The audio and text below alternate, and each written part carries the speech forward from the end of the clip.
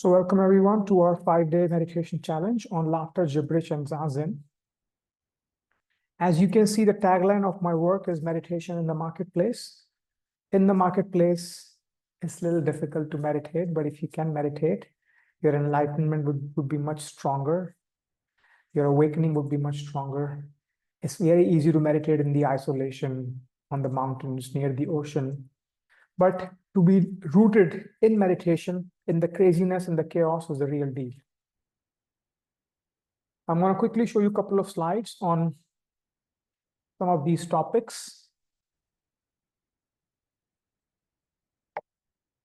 About Osho, about me, right versus wrong meditation. I'm going to show you a slide on laughter, gibberish, zazen, some questions, self-discovery, and our social media handles. Osho is an enlightened master. Anybody can be enlightened. Any human being can be enlightened, except animals, trees, or rocks, because they don't have self-knowing awareness. Humans know that we exist. That's why we can be enlightened. Because of self-knowing awareness, we can reflect upon the past. We can improvise in the future. We can learn from our mistakes if we want. It's a different thing that we don't learn. There are many definitions of enlightenment. One of the definitions of enlightenment is experience of deep love and oneness. Osho has 650 titles of books in his name, translated in more than 60 languages, most by any person, dead or alive. He has designed 14 active meditations. We're going to explore one of these active meditations in the next couple of days. 4 meditative therapies, their meditation and therapies, to help you bring a jet speed on the path of meditation, and thousands of mindfulness methods. So laughter and gibberish could be used as a mindfulness method that we're going to learn today. He changed the lives of millions of people. I'm one of them. His vision is new human being. He calls it Zorba the Buddha, somebody who can enjoy the material world and at the same time be able to meditate as well. Remember, it's always easy for the mind to be on the extreme. Mind loves to be on the extreme. Either to renounce everything or to become a monk, or to be crazy about the materialism, material world, be obsessed about it, get a burnout, all of those things. To be in the middle is the real deal. About me, my name is Agyatt. I'm a clinical hypnotherapist. I work with Reiki. I'm a mindfulness trainer. And I teach Osho meditations. I've been doing this now for 11 years, on the path of meditation for 13 years. My journey started back in 2013, and I lived in Osho commune for 1.5 years. That was one of the best times of my life. I've worked with thousands of people, and now I work and live in Goa. Been doing it for now 10 years. Wrong versus right meditation. So I want you to tell me, out of these 4, what is the right answer of meditation? You can pick up 1, 2, 3, or all 4 answers. So what do you think?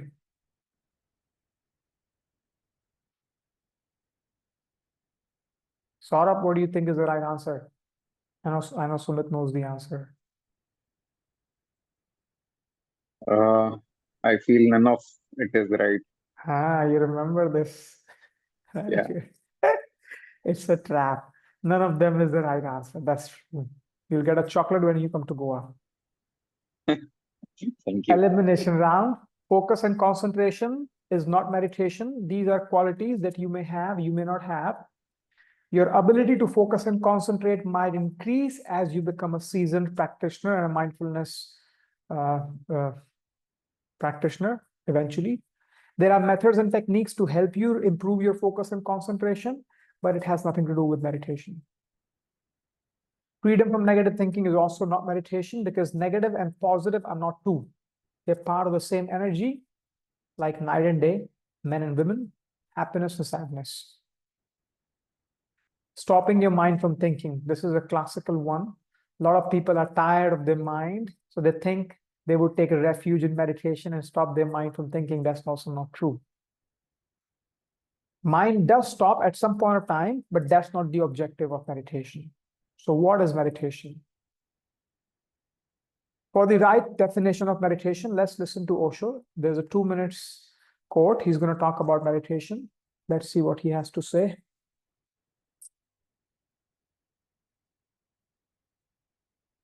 Let me know if you can hear the sound.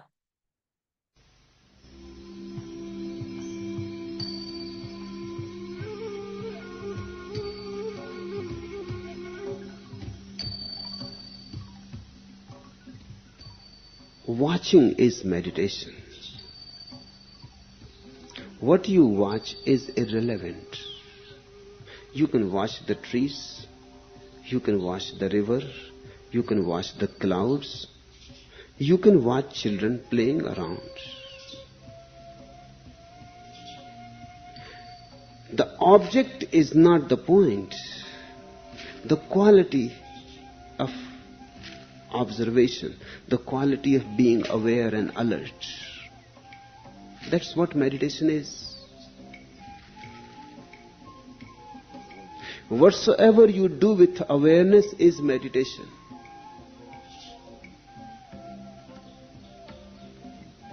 Action is not the question. The quality that you bring to your action. Walking can be a meditation if you walk alert. Sitting can be a meditation if you sit alert. Listening to the words can be a meditation if you listen with awareness.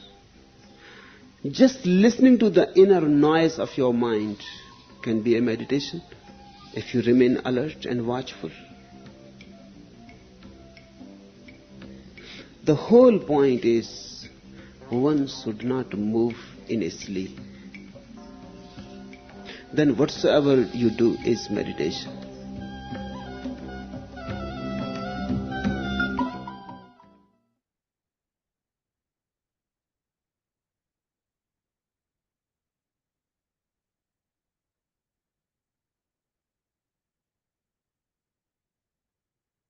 So in this audio, he's talking about anything can be a meditation. Walking, sitting, listening to the words, looking at children playing around. And he goes on talking about the quality of observation and awareness and alertness. So how can we do this? Do you know the answer, Saurabh? How can we be aware? By feeling the parts of your body, Why body? because body is always in the present. Very good. That's the right answer. So as right now, as you're listening to me, I want you to feel the parts of your body. Keep your body still. Close your eyes. Feel your weight, your legs, your hips, your back, your hands, the support of the chair.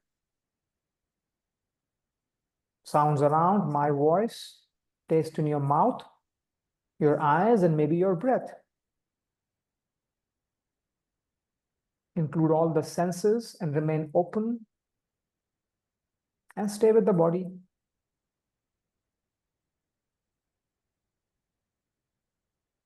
And body is the first step in conscious living because your life is where your body is.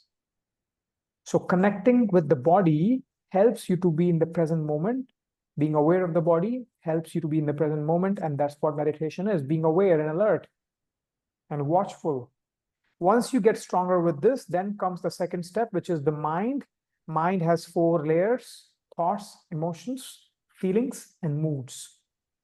The deeper you go, the subtler it becomes. A lot of people, they start their journey on the path of meditation with the mind, and then they fail. Do you know why they fail?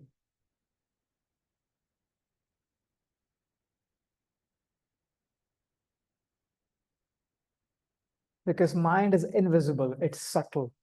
So if you cannot be aware of the physical and visible, the gross, it'll be very difficult for you to become aware of the subtle. So the starting point should be the body, the gross, the heavy, the earthy. Then you take this awareness. Once this gets stronger, you take it to the mind. And once you exhaust all the 4 layers, you go to the last step, which is awareness on awareness. When awareness turns back onto itself, you find yourself as the space. That's called enlightenment, awakening. Okay. So laughter. One slide I'm going to show you on laughter. So today we would practice 2 minutes of laughter, followed by 15 minutes of gibberish, followed by 15 minutes of Zazen. Now, laughter is a great way to move the energy and to remember that we don't need to be serious about our life. Fun facts about laughter. Osho has used laughter a lot in his work.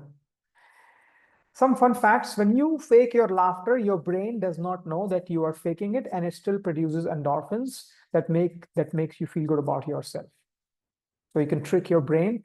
Same thing is true about anxiety, worry, and stress. Your brain does not know if it's real or unreal, and it sends a signal to your body to produce cortisol and adrenaline, and the stress response gets triggered. With humans, because the size of our neocortex, one thought can trigger a stress response, just one thought. And one thought can also create joy, happiness, fun, and ecstasy. It's just a matter of training. Kids laugh 300 to 400 times in a day, adults 3 to 4 times. So if you look at small kids, 5, 6 years old, especially those kids, they're happy for no reason. They would not tell you, I'll be happy when I would have 1 million rupees in my bank account. They would not tell you, I'll be happy when I would have a house, a mortgage, or if I would get married, have 2 kids, then I'll be happy. They're just ecstatic out of nothing. They don't have a bank balance. They don't even have a bank account. They don't have all those clothes, all these cars and all those things. They're just happy for no reason at all. So as you practice this technique over and over again and remind yourself to be playful and be at ease, you can actually activate that part in you. It's there. Your brain has the memory when you were ecstatic, when you didn't have a past or the future. It's good for the immune system, and also it's anti-aging. So it's a great way to keep you young. After 2 minutes of laughter, we're going to do gibberish. Now, gibberish is a nonsense language that you try to speak. Remember, it's primarily a language, not a sound. Sounds are actually deeper. Actually, they go at the back, and after sounds comes the gibberish. But it's a great way to bypass your analytical mind, helps you to come in contact with your subconscious mind, and releases the compressed energy. Thoughts are frozen energy, like ice cubes. So when we laugh or when we do gibberish, we create tapas. That's why it's called tapasharya. Tapas meaning heat, warmth. When you create the warmth, eventually these frozen ice cubes, so frozen thoughts, frozen emotions, they start to dissolve and become ether. The quality changes, they become water, and then ether, they disappear. Then you start to disappear with it. If you use this method on your own at home, you can do it once in a day, 5, 10, 15 minutes to you. We're going to do 10 minutes today. You can do it eyes open or closed. The important thing is you say the language that you don't know. So for example, I don't know how to speak in Chinese, but I've heard people speaking Chinese when I went to Hong Kong. And it's like, or Singapore, people spoke like Hong Kong. This is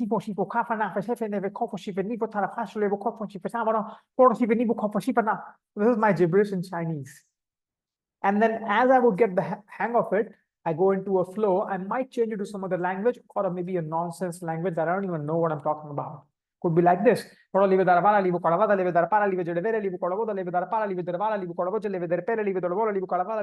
And sometimes I find myself repeating the same word over and over again. And it's actually liberating. Like sometimes when you get into an argument with somebody, you like to repeat the same thing. Why did you do this? Why? Tell me why. Why did you do this? And you like to repeat the same. And the other person says, why are you saying the same thing over and over again? So you tell me, why did you see this? So it's like, it's addictive in a way. So when I use gibberish, I mean, it's just my experience. It's just fun when I'm doing the same sound. And I also see the corresponding emotion around the sound is the same. So I'm kind of releasing that into the space. And some of the things that are important while doing the gibberish. giving your body the freedom to express. So it is important to move the body. I've experimented with sitting gibberish or moving around gibberish. I found moving around is better than just sitting. Sitting is like you holding on to one idea so strongly. When you move the body, it kind of flows. So moving the body is very important. And gestures, hand gestures, and really you're trying to communicate something. Another important point is continuous gibberish. It has to be continuous without break. It's not, no, there are gaps. No. Continuous gibberish without any gaps. Experiment with this and see how it goes. It's a language, not a sound. I've already told you. Body movement as a support. So today when we would do it, important things are gesture, body movement, continuous sound, continuous gibberish, and give your body to give a freedom, move around all around the space. Okay. It's helpful when too many thoughts are rushing into your mind and helps you to clean up a lot of stuff, and then you can sit in silence.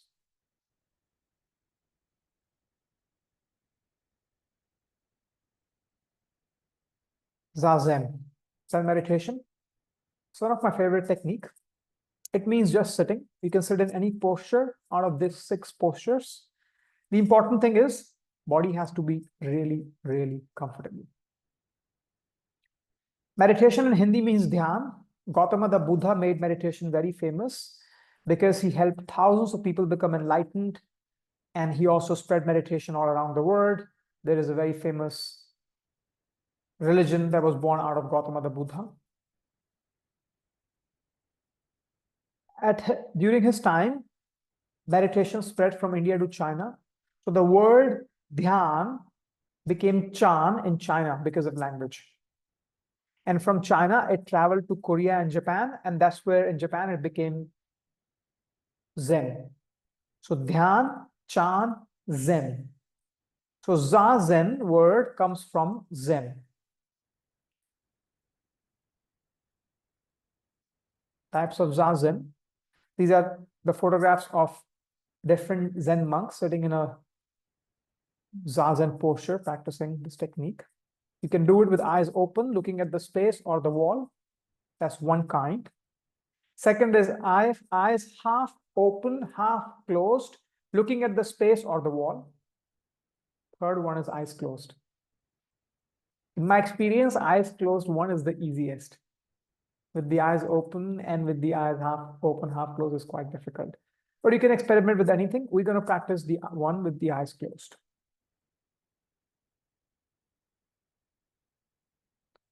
3 fundamental principles. They're very, very powerful. First one is stillness. So try to keep the body absolutely still. So we would do 15 minutes of Zazen. See if you can keep the body still. The important thing is comfort and stillness. If you can't, of course, you can move the body with awareness gracefully. The best thing would be keeping the body absolutely still. The reason is if you keep the body still, stillness of the mind can be reached as well. Because body, mind are not two. They're part of the same coin. Relaxation and comfort, make sure that you're really, really comfortable. So for example, I'm sitting on a chair. You can sit on a sofa or in your bed with the pillows, anything which is comfortable. Keeping your spine straight also helps, but I would say comfort is more important. If your back hurts, keeping the spine straight. If it hurts, better to sit in a comfortable posture. In this image, this person is maybe half lying down. This is too relaxed, but this is just to give you an idea. Relaxation is comfort, and comfort is very, very important. So you can really forget the body. Third one is non-judgmental attitude. This would take you some time to develop it. So for example, you're sitting and meditating in Zazen and thoughts are going on. A thought comes, oh, I have to go shopping tomorrow. Breakfast was nice. I need to go and meet this person day after tomorrow. Life is going well. Sometimes I struggle with these things. And all of a sudden, a difficult thought comes. A difficult thought comes. Maybe you broke up with some girl a couple of years ago. And he says, this girl, she took 5 years of my life. She did all these things with me. That was really nasty. I can't let go of her. If I see her next time, I'm going to give it back to her, and soon 2 hours will go by with this difficult thought. Sometimes 2 days, sometimes 2 years, sometimes 20 years. You hold on to some idea for 10, 20, 30 years. So what do you do with a difficult thought? You allow this thought to be the way it is. And if you allow it to be the way it is, it's going to disappear on its own. And then a new thought would come. Oh, breakfast was nice. I'll go tomorrow shopping. My credit card bills are coming up. The class was nice. Next week, I'm going to travel. And this girl, she took 5 years of my life. Why do all girls are like this? Why all guys want one thing? They're always after one thing. This is very nasty. All guys are same. I would never hang out with a guy. And soon, 2 hours would go by. So what do? You allow it to be the way it is, especially with the non-judgmental thoughts. Especially with the difficult thoughts. Instead of indulging it, you allow them to be the way they are, and soon they disappear. So with time, you can develop non-judgmental attitude. Body posture, right palm on left palm, just like the photograph. In this photograph, the person is sitting. Legs can be cross-legged or straight, up to you. It has to be comfortable. Keeping the palms like this helps you to conserve the energy. Usually energy moves out from the fingertips of your hand and your feet. When you keep your palms like this, energy moves in a circuit, gets conserved. When energy gets conserved, awareness gets heightened. And awareness and light is synonymous. When you have heightened awareness, you have more light. When you have more light, you have clarity of vision of the things that you want to do in your life. Then you see clearly what exactly that you're looking for and what's the right thing for you to do. Before that, we're trying to grow up in the dark by thinking.